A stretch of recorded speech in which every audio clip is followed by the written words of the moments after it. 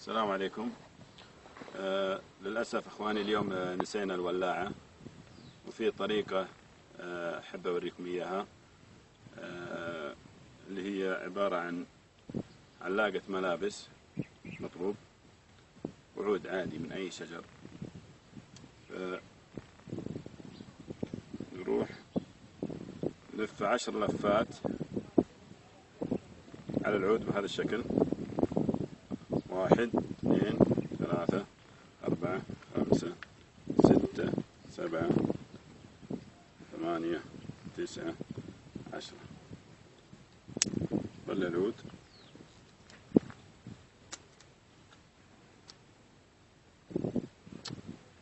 يكون عندنا حلقات بهذا الشكل.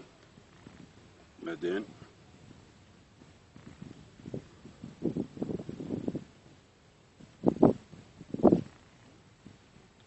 نسوي الحركة دي.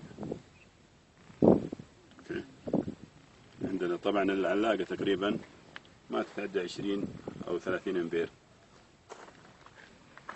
فالحركة آمنة جدا. هذه بطارية السيارة. بسم الله. كن حذر بحيث ان ما يذوب الحديد يطيح على البطارية، يسبب حريق في السيارة.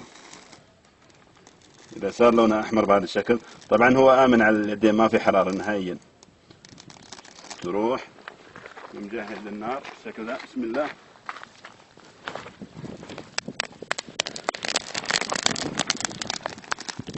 هذه النتيجة، ولا تنسونا من الدعاء.